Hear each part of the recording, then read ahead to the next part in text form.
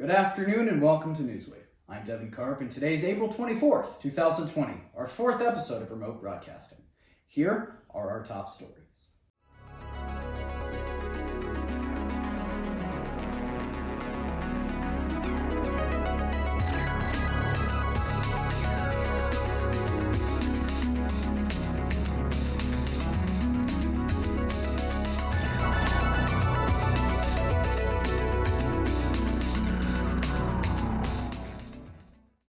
The decision has been made to move the spring 2020 commencement ceremony for seniors to August 8th. Members of the university's annual commencement and convocation committee have been meeting monthly since September to discuss plans for the ceremony. Now, with the added challenge of the coronavirus pandemic, the committee has met 4 times since March to decide the outcome of the event. The decision was to hold a physical ceremony on August 8th and a virtual ceremony on May 16th. The committee is made up of 16 members, which include 3 co-chairs, 10 members of faculty and administration, and 3 senior students. The decision to move the physical ceremony to this date was voted on by members of the committee in a poll that was distributed to the graduating class. Student member of the committee, Brian Guerrero, told Trinitonian that they wanted to hear our student perspective instead of just making a decision based on only faculty and staff voices. Plans are still in the works for the virtual ceremony on May 16th. However, the August 8th date is scheduled to go ahead, assuming the nation is ready for mass gatherings by that time. Last Wednesday, April 15th, Trinity University Student Government Association held their supposedly final meeting of the upcoming fall semester. However, President Claire Carlson may decide to call SGA together once again pending the results of her upcoming meeting with University President Danny Anderson. During their meeting, SGA members discussed campus-related topics such as approving a budget request and the process for fall registration. SGA approved a majority of campus clubs and organizations' budgets, as many of them are readjusting schedules and events due to the pandemic. Additionally, concerns of the length of the pass-fail deadline because of the switch to remote learning was highlighted and will be further discussed with the President and the Board of Trustees. Carlson asked her SGA members to send any other concerns or questions to her so she can review them and determine if another meeting before the end of the spring semester is necessary. A handful of states are planning to reopen some businesses despite concern officials are easing restrictions too soon. Whitney Wild brings us the latest from Washington. Perfect. Georgia, Tennessee, South Carolina, Alaska. It's a small list of states making a big change. For the good of our state, social distancing must continue, but our economic shutdown cannot. We're still in a serious situation, but also South Carolina's business is business. All 4 states plan to open up some businesses in the coming days, despite warnings that easing restrictions too fast could cause even more harm. We have asked every governor to follow the guidelines, just as we've asked every American to follow the guidelines put out by the president. Some local leaders say they're stunned, especially in Georgia, where infection rates don't yet show a sustained 14-day drop as recommended by the White House. For us to have a strong economy, we have to have strong and healthy communities. Widespread testing is still seen as a challenge for states hoping to reignite their economies. But some help is on the way as lawmakers and the White House have reached a deal on a $450 billion spending bill that aims, in part, to help states expand testing. To get the contact tracing, to make the tests free, you need a significant federal involvement. The bill also includes more than $300 billion to fund additional small business loans. As businesses prepare to welcome back patrons, health officials hope the decisions won't lead to more coronavirus patients. In Washington, I'm Whitney Wild. On Saturday, 100 people gathered on the steps of Texas Capitol Hill in Austin to protect social restrictions put in place to stop the spread of the coronavirus. Texas has had more than 18,200 confirmed cases of COVID-19, with at least 453 coronavirus-related deaths.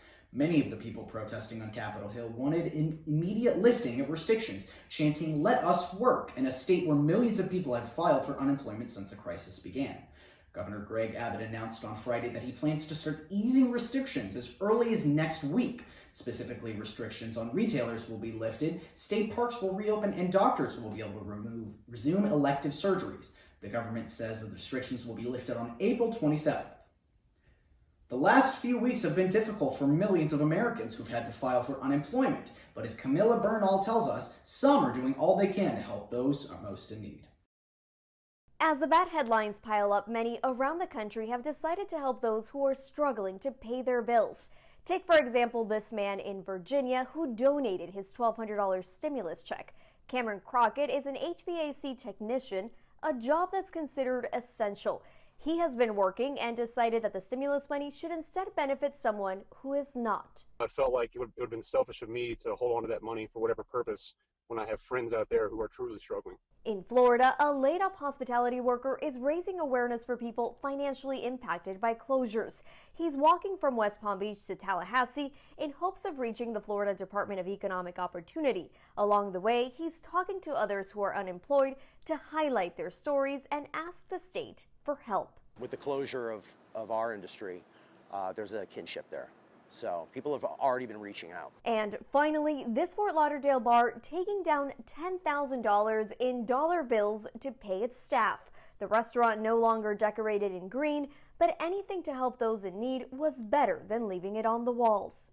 It's a lot of money really in the scheme of things, but it's a very little bit per employee. And we just think it's good to get them through. If it helps to take a little stress off, then we've done something that's right. And when they reopen, they will once again allow their customers to pin those dollar bills to the wall. And of course, they're hoping that they don't have to use those again. I'm Camila Bernal reporting. A government-funded analysis found the malaria drug hydroxychloroquine, touted by President Trump, did not keep sick COVID patients alive or even off the ventilators.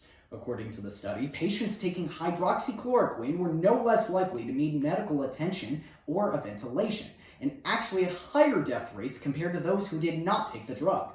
The study was done on 368 patients at the United States Veterans Health Administration medical centers.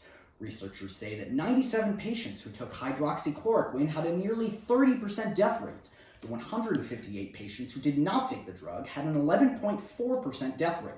Researchers also looked at whether taking hydroxychloroquine or a combination of the drug and the antibiotic azithromycin had an effect on whether or not a patient needed to go on a ventilator. They found there was no difference between these groups and the patients who took neither drug. The study has not been peer-reviewed or published in a medical journal. Desperate times call for desperate measures. Watch how one doctor keeps a safe distance from his family while remaining very close by. Jeremy Roth has today's Take a Look at This. This Texas doctor has moved into his kid's treehouse to help keep his family safe.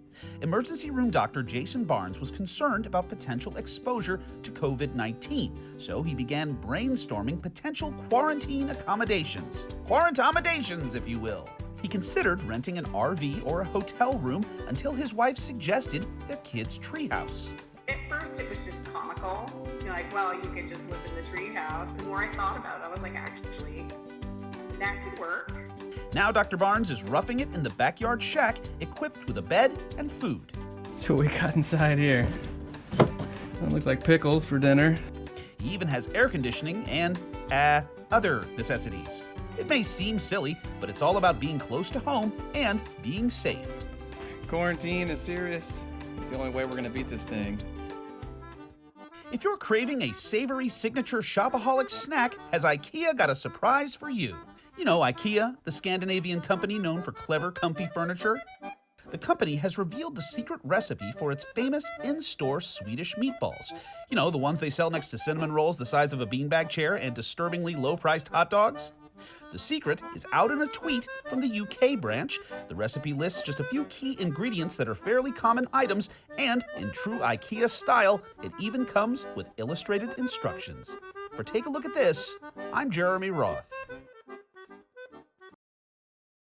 Our very own Allison Carr caught up with the Vice President of Strategic Communications and Marketing, Tess Cody Anders, for more about how Trinity is dealing with COVID-19 and preparing for the fall semester of 2020 and beyond.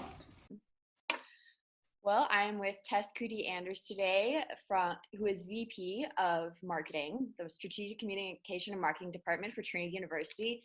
So, Tess, what has crisis management looked like for Trinity, especially in the marketing department, since this all happened?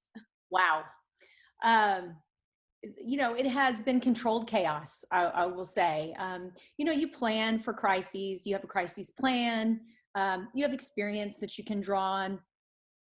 But, frankly, none of us have ever been through a pandemic before of this scale. And so it was fast and furious. And we had to completely reorganize our department, put work aside, even put job descriptions aside, and people had to just work to their talents and not their job description. But I think the unifying force in all of it was, kind of a passion and compassion for our community. And so people were very invested in doing whatever it took. But it's no exaggeration to say that members of the strategic communications team were working around the clock for several weeks as the decision was made to, extend spring break and then move to remote synchronous learning. The implications of that across the campus community, internally, externally, the need to create, a COVID-19 central source of truth in the website, that took round the clock work for weeks on end. And that's really not an exaggeration. People were working overnight to get it done. And I'm incredibly proud of the professionals that I work with. They were never complained, were inventive, creative, and they were just such problem solvers. It's probably no small coincidence that so many of them are Trinity alums. They really brought that whole Trinity way to solving the problems. Oh, absolutely. I can imagine. And just what has probably been like one of the most frequently asked questions you've been having from students? Like what's been the feedback on online learning and all of that? Yeah. So institutional research just recently completed a survey of students. And at the same time, SGA is wrapping up. I think they just closed their survey. But President Anderson has shared some of the early results of that survey. And I would say they're very much in line. And, the things I would say we're hearing are the unevenness of the remote learning experience, depending on where you went home to, what your internet access was, what your load of work was, whether you're STEM or not STEM, what your accessibility challenges are. It's uneven. And I think then you add in the pressures of this kind of the sociocultural pressures of a pandemic and being sheltered in place for so long. And the single line on that is students are struggling. And not just Trinity students, because we're hearing from all of our peer institutions or my sons who are college age experiencing the same thing at their institutions. But there are some things unique to Trinity that we have to tackle. So I would say remote learning is a challenge for some. And then the things that go along with remote learning, I mean, we have housing insecurity and food insecurity challenges with some of our students. And, those are all things we need to tackle. Pass fail, can I not? That is a very serious and real question that students have. And it relates to remote learning unevenness, right? So for the first time, maybe in my academic life, I'm concerned about my performance in a class because of all the pressures. And I just need to know whether pass fail is a viable, kind of pressure valve that I can release. And so I think that's a big one. Registration, housing shortages as study abroad students from the fall. Now we're saying, as you well know, I have to be home now, struggling to make all of those numbers work as we wait for prospective students to make their decisions and commit to becoming first-year students, which, by the way, that deadline's May 1. So I think those are some of the big themes. There are many more, but those are probably the biggest themes that I'm hearing. A lot of people think that what we do in market is just tell the story of the university externally in marketing, when in fact, probably our number one responsibility is to kind of track what I call the voice of the customer or the voice of the students. And listening and amplifying those voices are really critical parts of our work. And we can't always be the ones to solve the problem, but we can absolutely carry the water on the message. And so those are some of the things we've been hearing. Absolutely. I've definitely been hearing a lot of those just from students on campus as well, and obviously my friends. I think the biggest question they've, of course, wanted me to ask you is, what do you think moving forward this is going to look like? Do you think online learning is still going to be a thing? If so, like, what will be the plan to get students excited about that?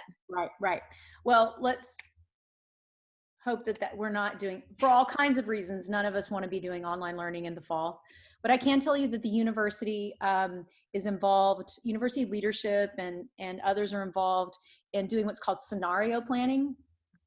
So we're looking at anywhere from 1 to 4 different scenarios, kind of worst case, not so worst, but good, better, best scenario plans. And certainly one of them is, what happens if the virus is not contained or there's a recurrence and we have no choice but to continue online learning?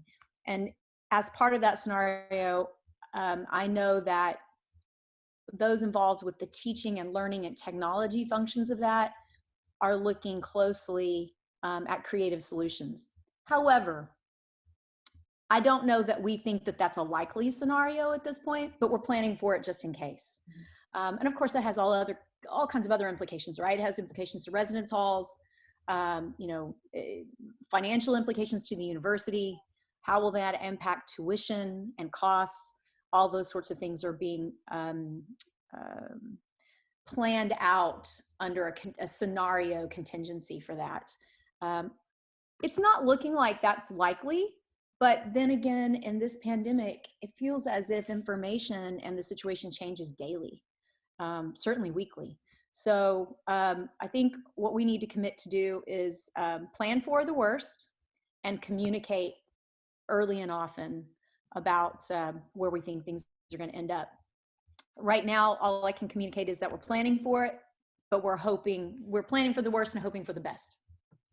Yeah, totally agree. Well, thank you so much for letting us know about that, because I think that's been of course, the largest question that students are asking. And I guess maybe on a lighter note, are there any sort of like Zoom activities or virtual activities that the marketing department might be putting forward for students, like, into the summer, and just, again, just keeping that engagement? Absolutely. So we've been working with Student Life to come up with some fun things that we can do to continue engagement. We'd love to find a way, to do, how do we do nacho hour, kind of remotely. We're also looking to some of the creative things that people are doing within their own teams or within their student groups to see if those are ideas we can share. One of the things my group is doing is they have a Zoom workout session every day at noon for those that can join. And one of our team members is a cycle instructor, and so he leads a class. Are there fun things like that we could expand and open to students? We have a Zoomies award show in SCM where we're awarding badges for best, most likely to survive a pandemic, things like that.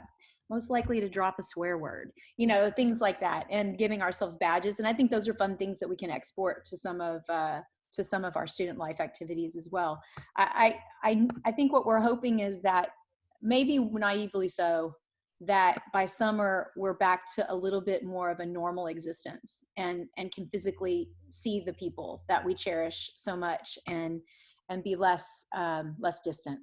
But again, hope for the best, but plan for the worst. So those are absolutely things we'll be looking at for the summer. No, absolutely. I couldn't agree more. Well, thank you so much for your time with us today. I know you've answered a lot of questions for the students, and I'm sure they're going to be happy to hear. So, and I'm happy to answer more. It's easy to find me via email or text, and or through you guys with more questions. And I think the one message I would just leave in all seriousness is that there are some very serious and real struggles that our students are facing, and the university leadership is very aware of those. Sometimes I came to higher education from other places. I wasn't in higher ed before. And I will tell you that higher ed is a little slower to act and move and make decisions than maybe other industries. It comes out of a good place. It comes out of a desire to be methodical and data-driven and thoughtful and contemplative, all the things a good scholar would do. And so I would say that one thing the pandemic is teaching us as a culture at Trinity is how to be both that and have a sense of urgency at the same time. And I think that's what you're seeing as we imagine ways to respond to legitimate and serious student needs right now. How are we thoughtful and contemplative, but act with a sense of urgency? So I think that we'll see more details and more action in the coming days. I should mention that President Anderson has appointed a task force to address some of the issues that I described, just all around student experience. I'm on it, so I'm excited to bring, really my role there is to amplify student voices. And so I'm excited about that. And I think that that task force will bring some good recommendations forward. And I hope to share that with you guys and others in the coming days. With information on the pandemic constantly changing, it can be hard to tell fact from fiction.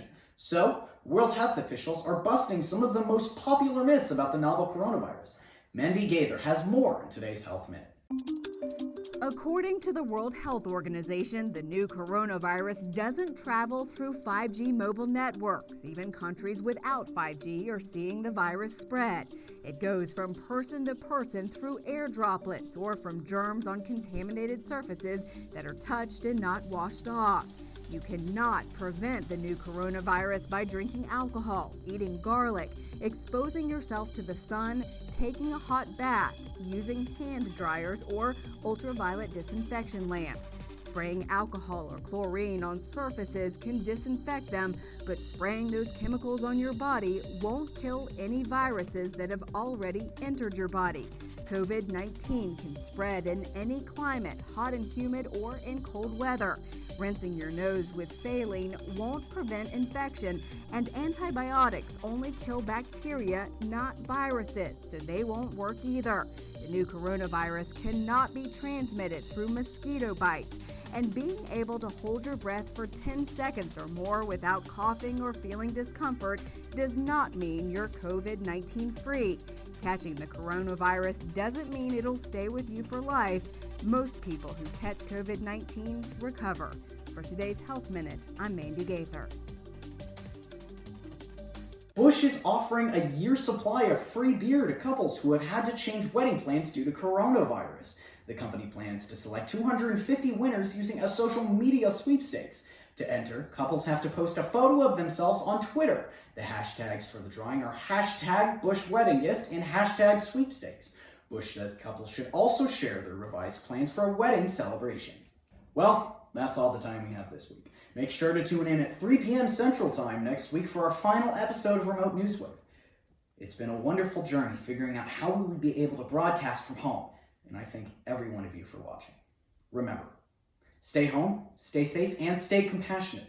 Don't be afraid to reach out to others and ask if they need help.